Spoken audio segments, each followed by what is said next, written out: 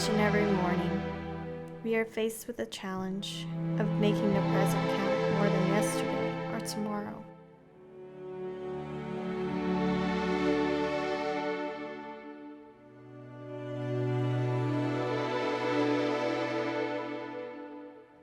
And of course, there are some of us faced with the challenge of waking up in the morning.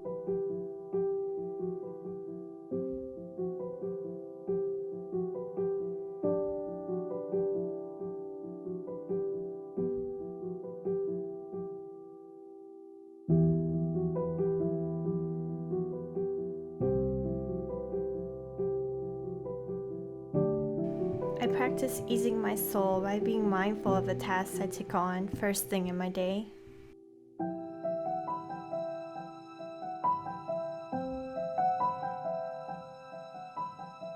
I am a woman who enjoys being quiet and still.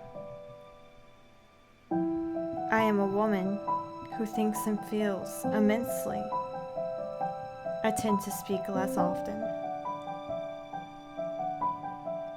In a world of my own, I am a creator who enjoys the little things, something warm to drink, something soft to wear, and being surrounded by plants.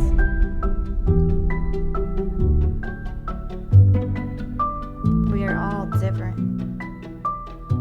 All of us. But what we all have in common